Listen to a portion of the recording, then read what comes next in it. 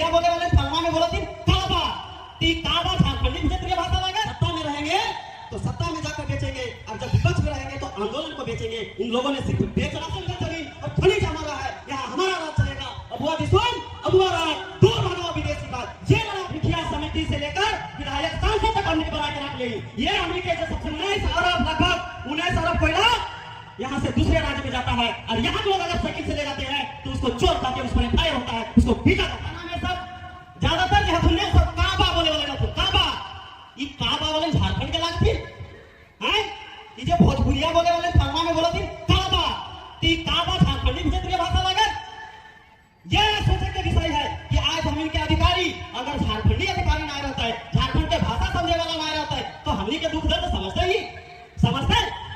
आज पूरे हिंदुस्तान में कहां कौन सा ऐसा राज्य है जहां बाहरी आदमी के 13 फल के हैं? यहाँ 60-40 के नीति बने लागल है, जकर खिलाफ तो नहीं जाना ही काल युवा सब सर फोड़े हैं, हाथ टूटल है, दर्जनों आदमी के चोट लागले है, काल 50 आदमी के हिरासत में लिया गया है।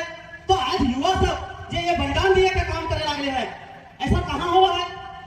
आज एकरा 60-40 बोला थी, हम तो एकरा 50-50 बोलो।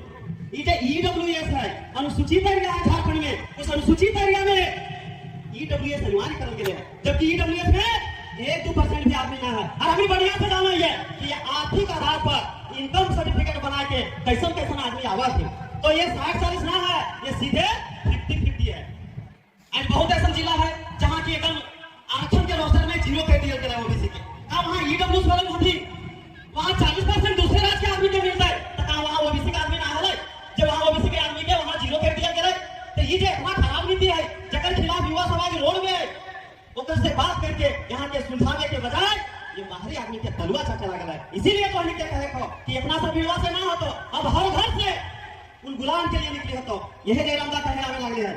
और जब ये नियोजन नीति ना बन रही, आज तक स्थानीय ना परिभाषित कर कि कौन झारखंडी लगे कौन बाहरी लगे। इसीलिए आज तो नहीं देखी ज्यादातर जगह पे एक मुखिया वार्ड सदस्य तक दूसरे राज्य के लोग रामगढ़ के दादा के लिए टीचर बन के ओकरा मार के बिहार से भगा दिए थे, और ओखरी यहाँ आके वीडियो सीओ तो छोड़ दे, मुखिया समिति से लेकर विधायक सांसद तक हमने बना के रख ली।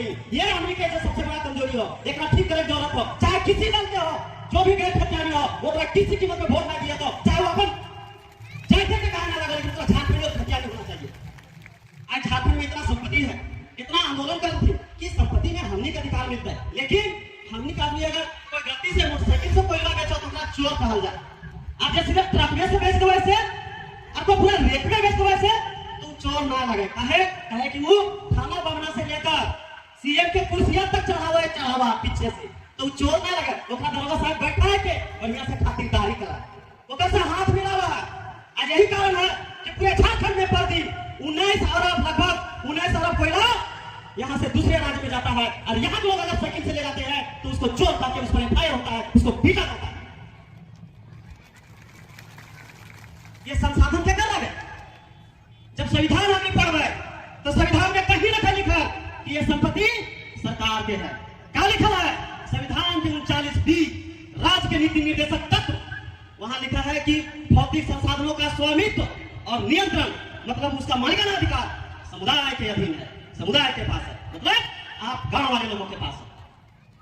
और इसके लेकर हम लोग सुप्रीम कोर्ट गए थे। सुप्रीम कोर्ट ने फैसला दिया 8 जुलाई 2013 को कि जमीन मालिक ही खनिज का मालिक है, सरकार नहीं। तब हम लोग पीएमओ के पास आरटीआई से पूछे हैं कि बताओ प्रधानमंत्री कार्यालय, तुम ये जो कोयला खनिज को बांटने का काम करते हो, कौन बड़ा आवंटन करते हो, तमाम संसाधन जो बांटते हो, भारत के संविधान के कौन सा कानून के तहत करते हो, उसका कॉपी दिया जाए।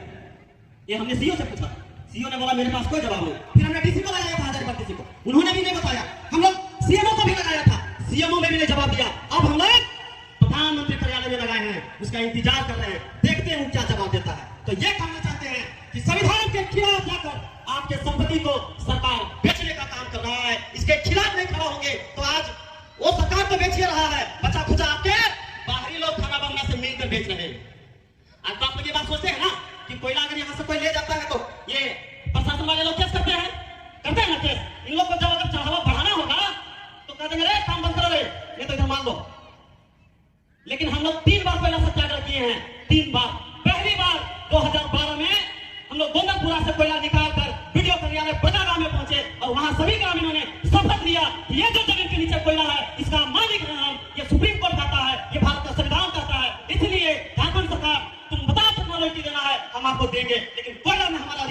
ये हम हर हाल में निकालेंगे। हम पर कोई एफआईआर नहीं, कोई एफआईआर नहीं हुआ। दोबारा हम लोग कार्यक्रम किए 2013 में आराहरा गांव से, फिर किए हम लोग 2015 में सीवा टोली नाको में, और जब वहां किए हजारीबाग का डीसी, हजारीबाग का एसपी, सभी लोग आया, सबके सामने हमने कोयला निकाला और कहा कि कोयला हमारा है, अगर लगता है कि हम गलत काम कर रहे हैं तो हम सभी को जेल दो। हम लोग सब जेल जाने के तैयार हैं, अगर नहीं तो फिर हमसे रॉयल्टी लो और झारखंड के लोगों को कोयला निकालने के लिए वैध कर दो, क्योंकि झारखंड में जिस दिन ये वैध हो जाएगा झारखंड का एक एक आदमी करोड़पति होगा। लेकिन उसने भी कुछ नहीं किया। 2 दिन के बाद नोटिस दिया कि आपको आवंटन नहीं हुआ इसलिए निकाल नहीं सकते। हम लोग हाई कोर्ट में रिट किए, हाई कोर्ट ने कहा कि आप ही मालिक हैं, ये जो जमीन के नीचे जो संपत्ति है उसका मालिक आप ही है, लेकिन रॉयल्टी तो हम नहीं कर सकते, ये सिविल का मामला है, नीचे कोर्ट में जाइए। वो कोर्ट में मामला फिर आगे बढ़ा नहीं, लेकिन इसी जजमेंट को लेकर मेघालय ने कोयला खनन किया, लगभग 4-5 ट्रक कोयला निकाला, और कोयला निकालने के बाद उस कोयले को सरकार ने जब्त किया। वहां दिमासा संगठन है, उस संगठन ने इसी को लेकर सुप्रीम कोर्ट गया और सुप्रीम कोर्ट में कहा है सरकार के लोगों, जो कोयला ग्रामीणों का तुम जो पकड़े हो, अरेस्ट किए हो, सारा कोयला को बेचने की जिम्मेदारी तुम्हारी है, और तुम्हारा जो रॉयल्टी होता है 128 रुपया वो काट के आप रख लो और सारा पैसा गांव वालों को लौटा दो। और सुप्रीम कोर्ट के कहने से असम की सरकार, मेघालय की सरकार को ग्रामीणों को लौटाना पड़ा। ये वहां ऐसा कानून हुआ और आज गांव के लोग वहां कोयला निकालते। सोच के देखिए, झारखंड में जैसे टोल टैक्स वसूला जाता है वैसी तरीके से हर रास्ते में अगर ये कांटा घर बन जाए और गांव के लोग कोयला निकाले, उनसे रॉयल्टी लेकर वैध कर दे, तो झारखंड में झारखंडियों को, करोड़ों लोगों को रोजगार मिल जाएगा कि नहीं? मिल जाएगा ना? लेकिन हमारे कोयला साला उनसे परमिशन लेना पड़ता है, और नहीं तो ये लोग मालिक हो जाते हैं। ये लोग मालिक कैसे हैं? कौन सा संविधान के तहत है? लेकिन आपके साथ में गलत हो रहा है, तो हम भी झारखंड के लोग हैं, बड़ा सीधा साधा है, नियम कानून ना समझे, एक चीज के पढ़े पढ़ता जाने खता एक लेके पिछले 10 साल से कनपुरा में संघर्ष कर रहा है। 36 कोल ब्लॉक, 36 कंपनी को 2 बार खरीदने का काम किए हैं, और हमारा साफ कहना है कि ये जमीन हमारी है, ये कोयला हमारा है, ये खनिज हमारा है, हम आपको किसी को नहीं देंगे। क्यों? क्योंकि आज कोयला खदान के माध्यम से ही जहां जहां खदान खुला है बाहरी लोगों का अंबार यहाँ आके लगा। क्या गलत बोल रहा है?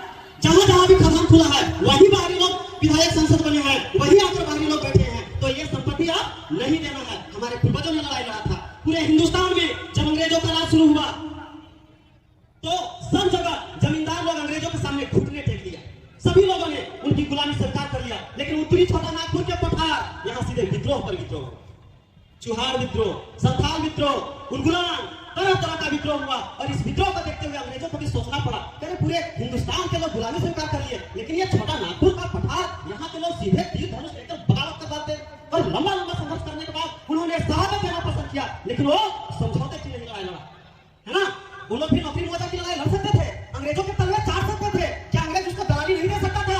लेकिन नहीं, उसने इस बात की लड़ाई लड़ी कि ये जंगल जमीन और खनिज हमारा है, यहाँ हमारा राज चलेगा। अबुआ दिसोम, अबुआ राज, दूर भागो विदेशी राज, ये लड़ा आपके पूर्वजों ने लड़ा है। आप उसके वंशज है, उसके वंशज है। फिर भी आज झारखंड में जो चीन आंदोलन हो रहा है, जो कल हुआ, उसके खिलाफ अब आप लोगों के खून उबालना चाहिए। और यही कहने के लिए जयराम जगह जगह पर जा रहे हैं कि अब आंदोलन के लिए तैयार होना पड़ेगा। आप लोग बारी बारी से सभी राजनीतिक पार्टी लोग को देख लिए हैं, इसके भरोसे मत रहिए। इन लोग का अपना फिक्स धंधा है, सत्ता में रहेंगे तो सत्ता में जाकर बेचेंगे, और जब विपक्ष में रहेंगे तो आंदोलन को बेचेंगे। इन लोगों ने सिर्फ बेचना सीखा है, आपके हक अधिकार को लेकर सिर्फ ये लोग बीच का रास्ता निकालता है। हमेशा ये लोग चाहता है कि यहाँ कंपनी आए और उसमें हमारा फिक्स सेटिंग हो, और हम लोगों को मुआवजा और नौकरी जैसे विभिन्न विषय पर धकेल के और अपना नेतागिरी चलता है। बस इन लोग का यही मकसद रहा। लेकिन अब समय आ गया है कि ये सारी चीजों को समझने की जरूरत। ये लोग जो बोलते हैं विकास है, झारखंड में स्थानीय नियोजन में ज्यादा ना बोलबो, जयराम का बोलते इसलिए ओकर लिए टॉपिक छोड़ देबे।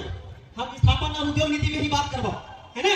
काहे कि ये बोला जा है कि कोयला फोड़े ले जमीनवा दिए हतो, थर्मलवा लगने ले जमीनवा दिए हतो, और कमवा करे ले जमीनवा दिए हतो, काहे कि विकास है। तो तनी इस विकास के भी समझल जाए नी कि केकरे विकास हुआ है। जब यहाँ एक बड़ा सुपर स्टेशन बना है,